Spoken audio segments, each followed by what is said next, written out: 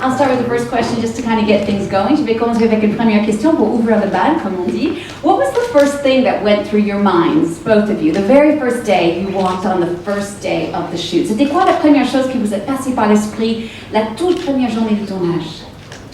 Well, should I do this? Yes, please. There we go, better. Well, every single day there were a few moments where you would stop and realize, oh my God, we're doing what we're doing. Whether it was seeing C-3PO through the lens or realizing that you're on the Millennium Falcon set. But from the very first day, the most amazing thing to me was how, for the majority of the day, the fact that it was Star Wars vanished. And it just felt like working on one of our films, and you're just trying to work with the actors and make the scene work and make the story work. So there were moments of, oh my God, but the majority of it felt like a very familiar working process. Donc Ryan nous dit en fait, bien sûr, la première journée, il y avait quelques moments de oh là là, mon Dieu, qu'est-ce qu'on fait? On est là et je voyais par exemple C-3PO à travers l'objectif, où on était sur le décor de Faucon Millennium. Et c'est vrai, le premier jour, ça nous a vachement marqué. Mais la plupart du temps, vraiment, j'avais la chance parce que le Star Wars, l'esprit Star Wars dans mon esprit, en fait, est disparu et j'avais l'impression que j'étais juste en train de travailler sur un vrai film en concentrant sur les acteurs, sur les décors, ce que je faisais, et c'était ça la plupart du temps. And how about for you, Ram? For me, I think on a daily basis, when we, Ryan and I would step into like a completely new set. We built so many sets on the movie, and literally every day we would look at each other and say, "Can you believe we just built this insane set for like one day of filming, but the set would be so gorgeous, and we got to experience to work with some of the best people in the world." So that was just fun, like every day, just the experience of working with like the craftsmen, the best people in the business, the best set designers or creatures designers. That was really like the highlight. Pour moi, ce qui était vraiment sympathique, c'est le fait de travailler avec vraiment le crème de la crème de l'industrie. C'est les gens qui font les décors, ceux qui créent les créatures. Et tous les jours, on se regardait entre nous et on disait, mais est-ce que tu arrives à le croire? En fait, on est là avec vraiment les meilleurs de meilleurs dans cette industrie, ici avec nous tous les jours. How about your questions? Vos questions? Alors, juste là. Bonjour. Bonjour. J'aimerais savoir, vous avez réalisé Les Derniers Jedi, évidemment, mais vous l'avez aussi écrit. J'aimerais savoir si vous avez eu une totale liberté sur l'histoire ou est-ce qu'on vous a imposé une ligne directrice. Okay. So Ryan, a question for you. Obviously, you directed the movie, but you also wrote it. And his question is, did you have complete freedom, or was there some sort of line that you had to follow that was imposed upon you? No, we had freedom coming into it. I was given the script for The Force Awakens, and I was able to see the dailies that they were filming. And then it was just a matter of figuring out what happens next, what happens next with these characters. And we were able to very freely and organically figure out what made sense and where it goes, which I think was the best way to approach it. And it made the writing of it feel, for me, very similar to the writing of my other movies. Non, en fait, on avait une vraie liberté à 100%. Et en fait, j'ai eu la chance parce que j'ai pu lire le scénario de Le Réveil de la Force. J'ai pu voir un petit peu quand il tournait au fur et à mesure sur ce film. Et après, c'était juste à moi d'avoir la liberté de comprendre, d'essayer de trouver une solution pour ce qui se passe après. Donc pour moi, c'était quelque chose de très organique, très logique. Et pour moi, c'était un peu le même processus que j'ai eu pour mes autres films. And I understand, Ryan, that you actually asked J.J. Abrams to change a little bit of the end of the previous movie, of The Force Awakens, is that right? Tiny little thing, yeah. Originally it was BB-8 who went with Rey to the island. And I realized for several different reasons it would be better if R2 went along to the island and BB-8 stayed behind. So I think it was just one shot, just when they were waving from the Falcon, Chewie, and the droid. I asked him to switch it, and he was very kind and did that. Voilà, ma question pour Ryan, c'était, en fait, Ryan avait même demandé à J.J. Abrams de changer de tout un plan dans le dernier film pour lui donner un coup de main pour justement l'histoire où ça allait aller dans cet nouveau film. Et justement, il avait demandé à Gigi de changer un plan de BB-8 à la fin du film, juste avant que Ray monte dans le petit île. Il avait demandé qu'au lieu de BB-8, ça aurait pu être R2D2. Et donc, du coup, J.J. Abrams a dit oui, bien sûr, il a changé ça pour aider justement le scénario des Derniers Jedi. Une autre question? Oui. Qui a le micro? Là. Vous pouvez le mettre debout? Oui. Merci. Bonjour. Du coup, j'ai vu que Marc Hamill avait dit qu'il s'était beaucoup interrogé sur ce qui arrivait à Luke pendant les 30 ans qui s'écoulent entre le retour du Jedi et le réveil de la Force, et qu'il avait partagé en fait ses idées avec Rian Johnson. Donc je voulais savoir s'il pouvait nous en dire un peu plus sur le type d'idées qu'il lui a proposé et ce qu'il en a pensé. Okay, so he's saying Mark Hamill obviously had a lot of questions about what happened to Luke in the 30 years between Return of the Jedi and this movie, and apparently he came to you with lots of ideas. He's wondering what those ideas were, and did you incorporate any of them? Oh, Mark had a lot of ideas about what happened. Mark avait beaucoup d'idées. Which was wonderful. And, you know, I told Mark, I said, this is not necessarily going to enter the canon, but let's talk about what the journey was between then and now. And I wanted him to feel ownership over the arc of the character. Mostly because I realized how strange it must be for him to be so closely attached to this character for so many years, and then to have some young jerk come and put a script in his lap and say, now it's this. And I was very conscious of how difficult that must be. And so through collaboration with him on the part, but also through talking about his backstory, I wanted to do anything I could to give him ownership over the part and to help him feel attached to where the character ended up and how he got there. And so if that meant him coming up with a story, even if it's just for in his head of what Luke's path was, that seemed like a very good thing to do for me. Voilà, donc Marc et moi, on a beaucoup parlé. Marc avait beaucoup d'idées. Moi, je lui ai dit, écoute, je suis pas sûre que tout ça va rentrer dans toute la saga de Star Wars, mais j'étais tout à fait d'accord pour parler de ce voyage, de toutes ces décennies qui sont passées entre il y a 30 ans et maintenant. Et surtout, je voulais que lui, il comprenne vraiment un peu ce qui est devenu son personnage, parce que je me suis dit, ça doit être très bizarre pour lui en tant qu'acteur. C'est quelqu'un qui est tellement attaché à ce personnage de Luke Skywalker. Et voici moi, un jeune con, comme il dit, un jerk, qui dit maintenant, en fait, voici le scénario, c'est comme ça et ce n'est pas autrement. Et donc, du coup, je me suis dit, ça va vraiment l'aider de travailler ensemble pour qu'il se sente un peu attaché vraiment à ce personnage et qu'il pourrait bien s'approprier tous ces 30 ans qui ont passé entre le retour des Jedi et aujourd'hui. Et pour moi, c'était quelque chose de très important. Who's got the mic? C'est qui a le micro? Ouais. Hello. Oui, bonjour. Il paraît que The Last Jedi serait le film le plus long de toute la saga Star Wars. Est-ce que vous pourriez me confirmer ça? Est-ce que vous avez déjà une idée de la durée du film? On parle de 2h30. Voilà. Okay. So his question is, apparently he's heard that the movie is going to be the longest in the whole Star Wars canon. What's the exact duration? And can you tell us a bit more about that choice to make a longer film?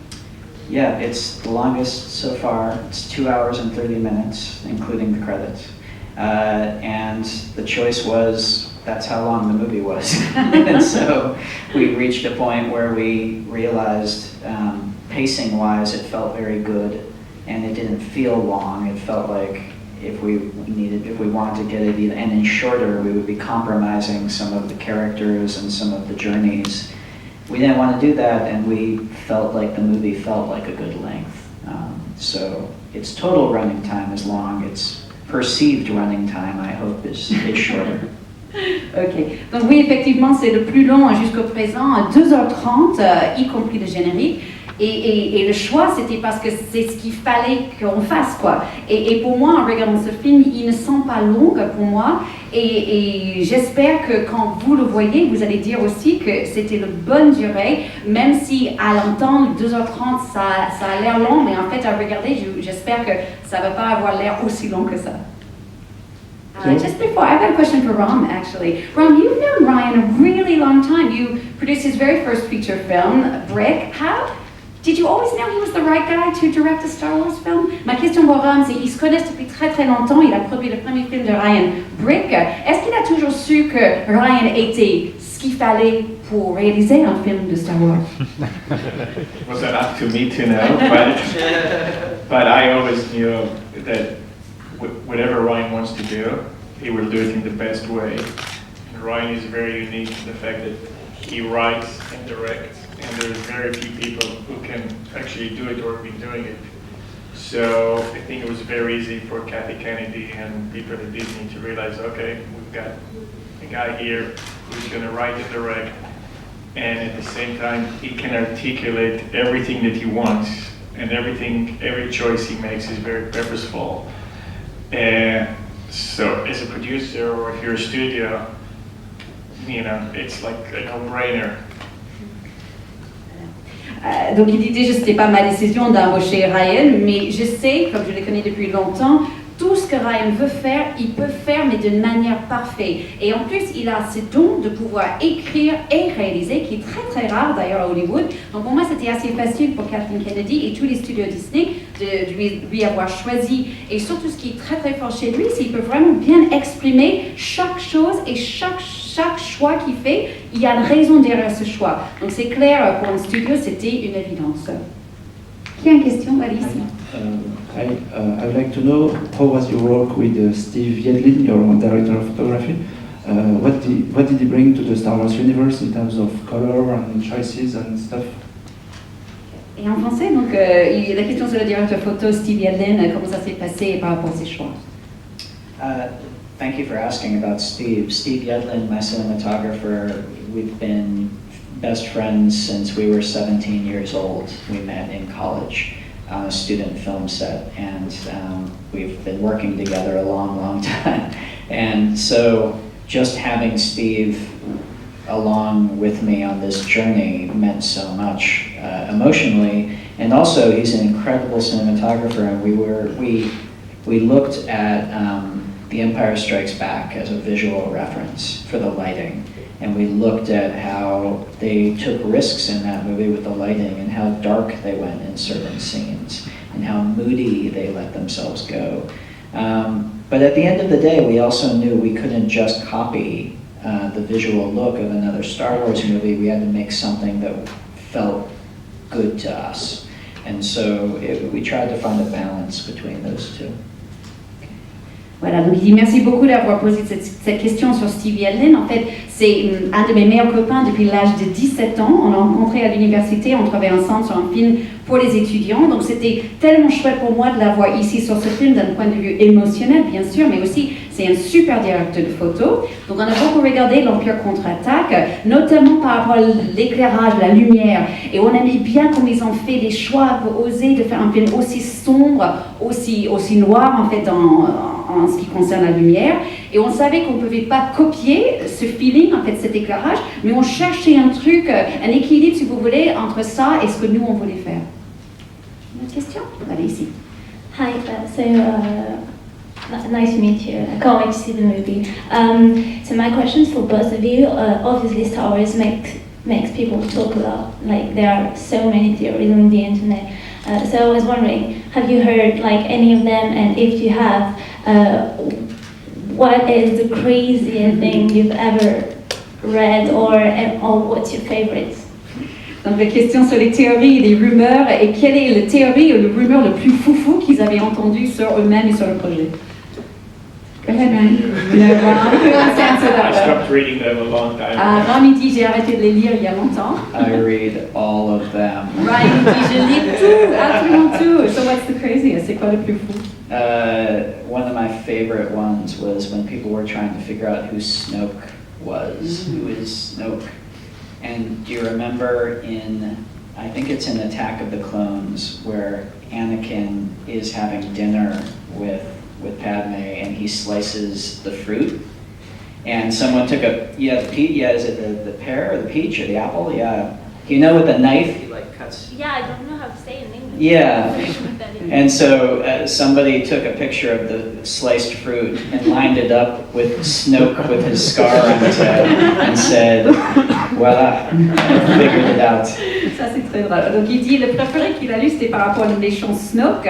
Vous vous souvenez, dans l'attaque des clones, il y a une scène où il y a Anakin qui est en train de manger avec Padmé. Il est en train de couper avec un couteau un fruit. Il ne sait pas si c'est un pêche ou un poire, quelque chose. Et quelqu'un a pris une photo de ce fruit qui était coupé. Il a mis à côté d'une image de Snoke avec son cicatrice. Il a dit, et voilà, c'est ça l'origine de Snoke. C'est ce morceau de fruit. But obviously I was upset because we had to go back and do reshoot. Et j'étais pas du tout content parce que vous comprenez, il fallait quand même aller tout refaire la scène à cause de ça. Bon, qui a une autre question? Voilà, qui a une quoi? You mentioned Attack of the Clones. What role plays the prequels in your conception of Star Wars and the realization of the script of your movies? Voilà, donc une question sur le rôle de la prélogie, en fait, si vous voulez, les 3 premiers films, l'influence que ça a eu sur les derniers Jedi. Well, they're a part of the backstory that we're dealing with, and they're a part of the saga, a big part of the saga, and so you know they're a part of our story as well.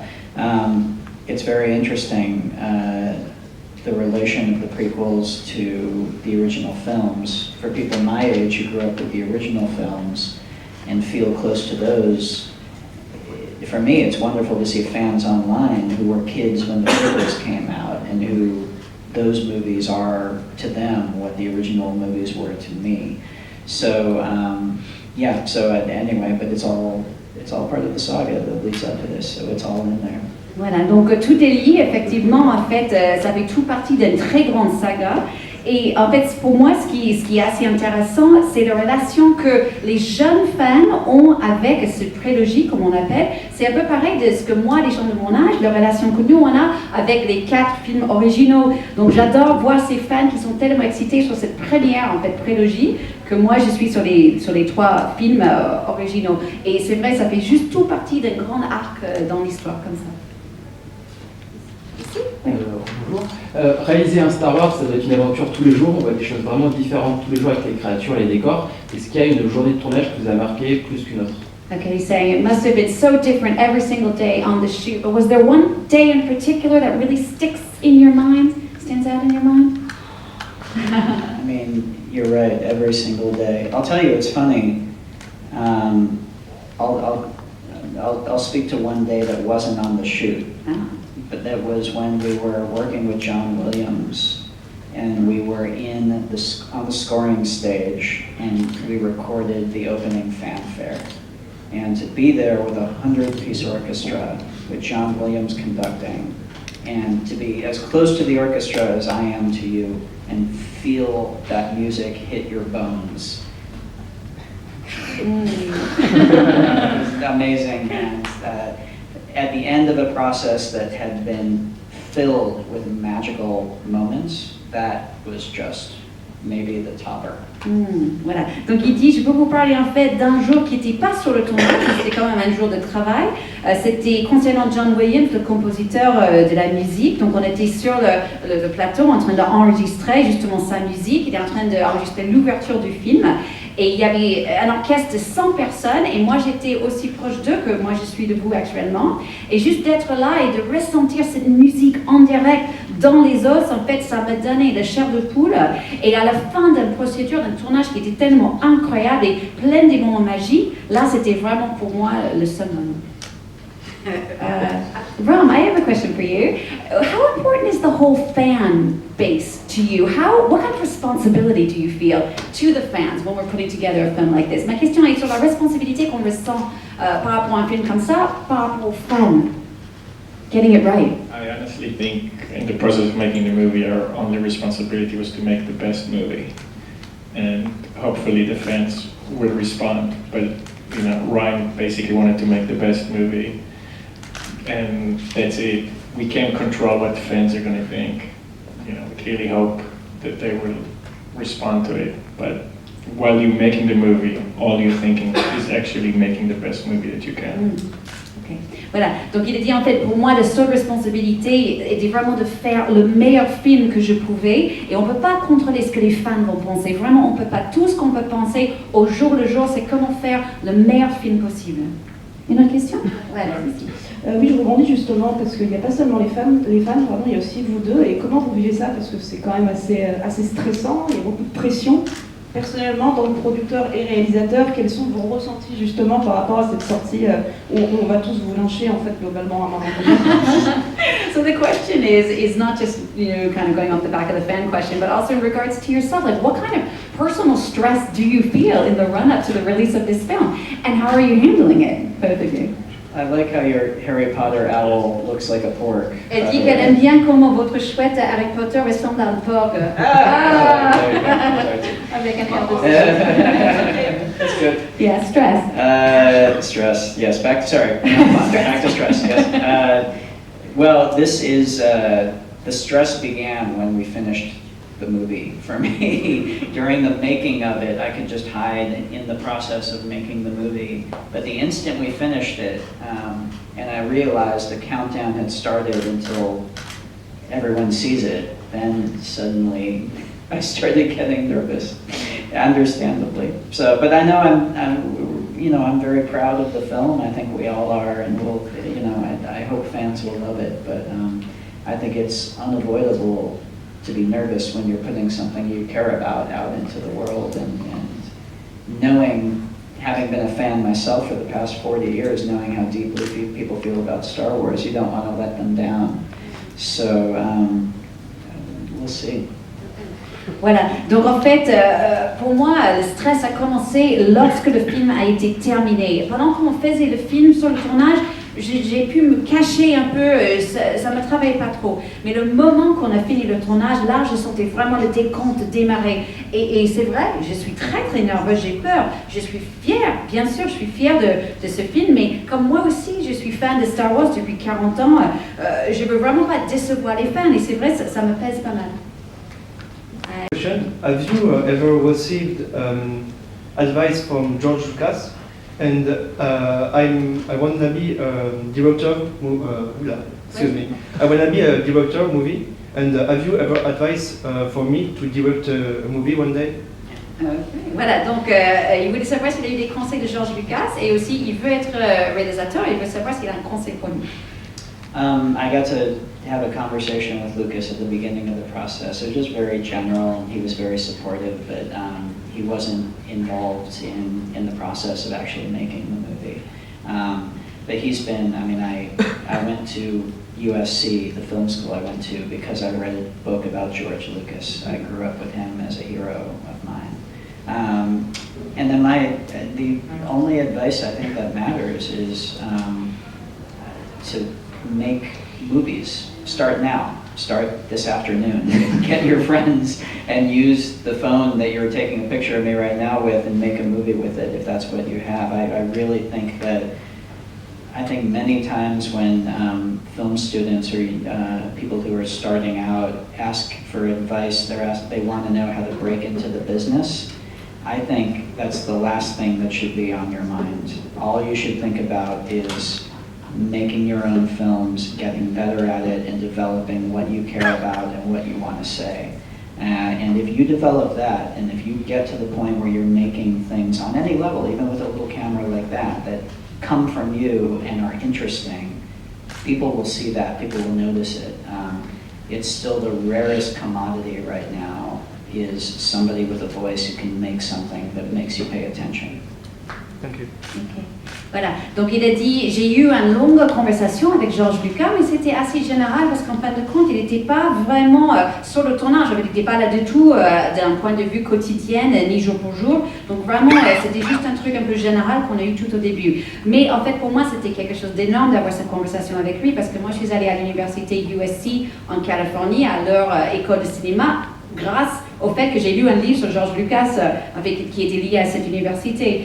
Et quant au conseil que je peux vous donner à quelqu'un, c'est commencer maintenant, faites des films, utilisez n'importe quoi, même vos petits iPhones sur lesquels vous êtes en train de prendre une photo, juste faites des films. Et souvent, quand les gens me posent des questions sur comment on démarre, j'ai l'impression qu'ils veulent dire comment on démarre dans l'industrie, en fait, comment on use son opportunité. Mais en fait, il ne faut pas du tout penser à ça, il faut penser à faire des films, vos propres films, faits à votre manière, avec votre propre voix, parce que c'est ça qui est tellement rare aujourd'hui, les vraies voix un peu originales, différentes. Donc cherchez votre voix et faites des films.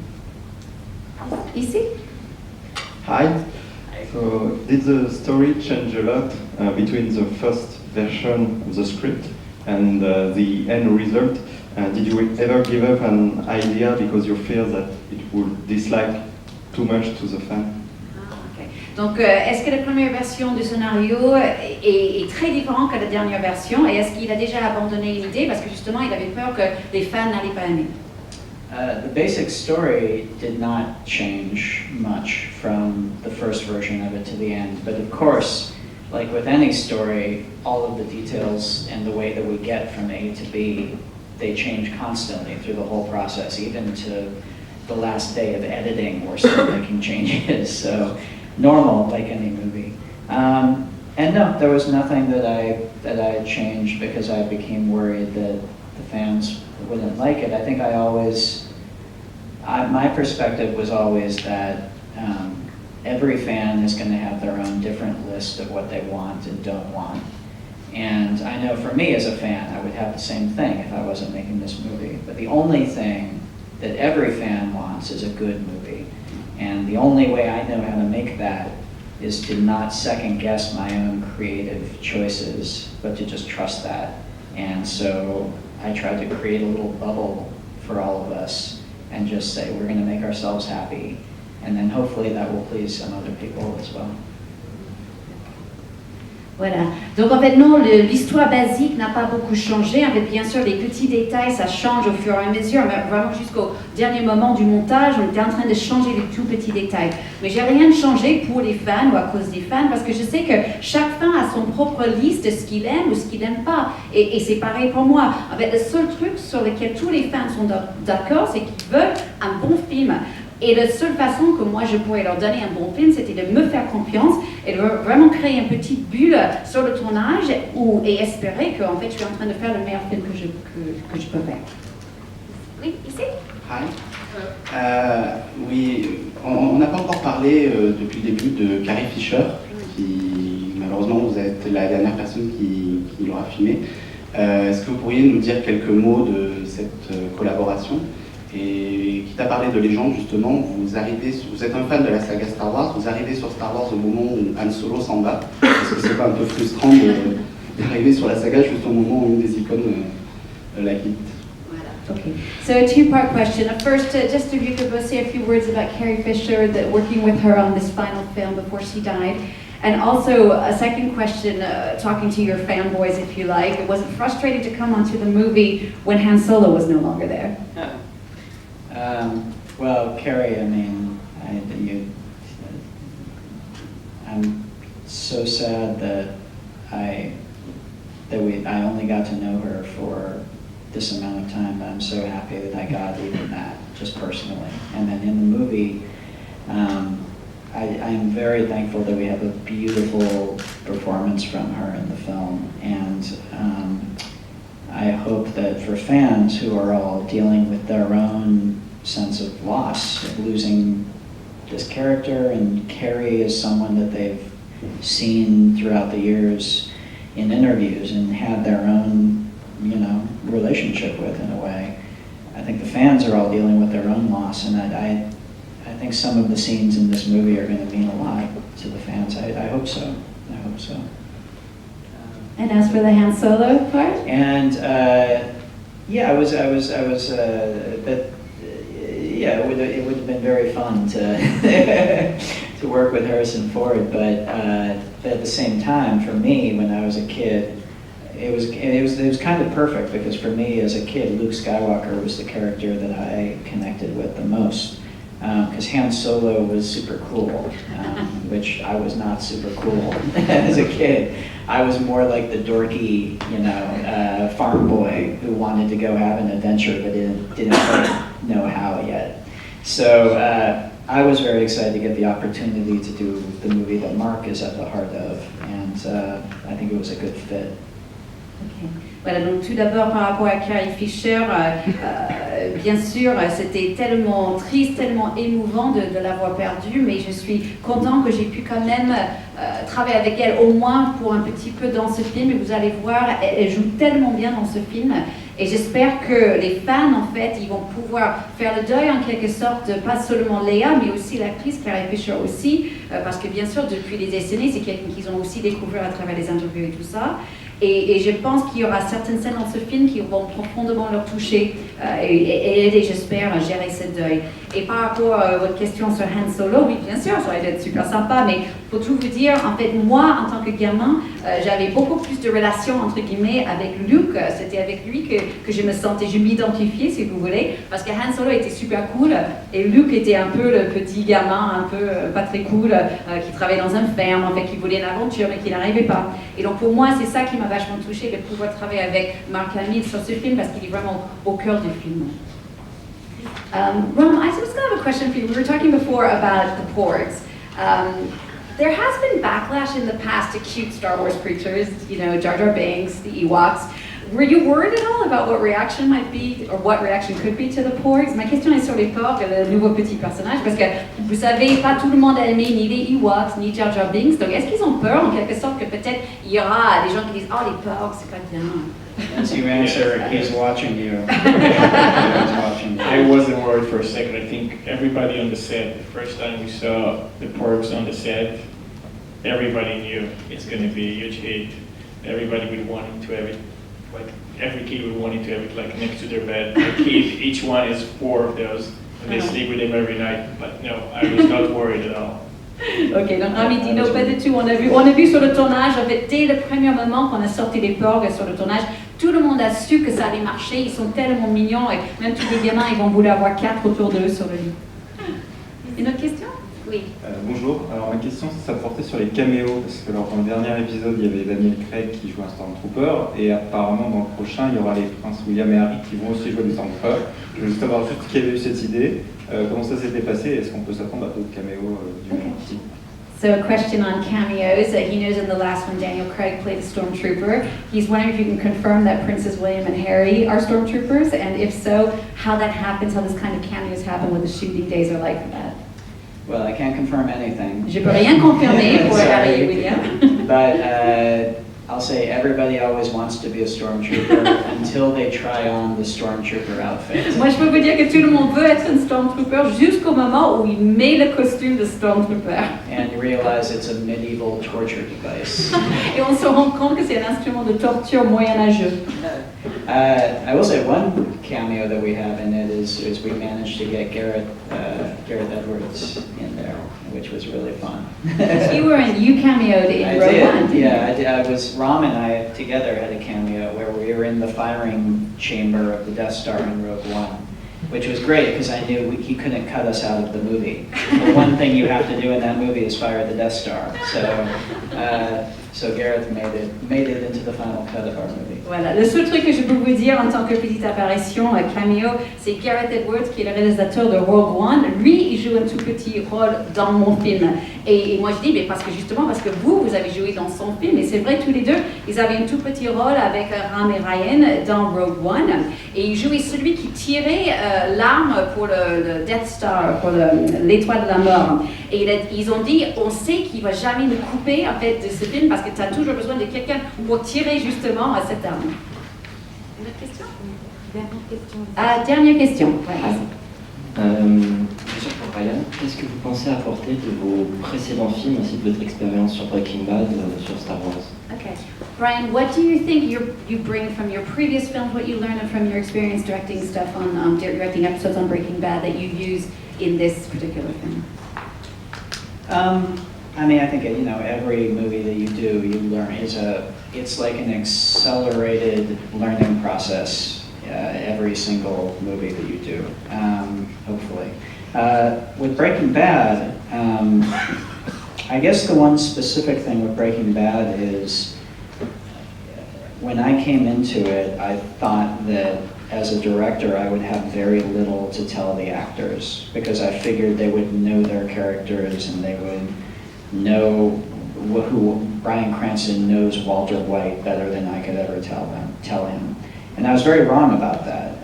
The truth is that they may know where the character has been, but they don't know where the character is going. And you're forging ahead into new territory with every episode.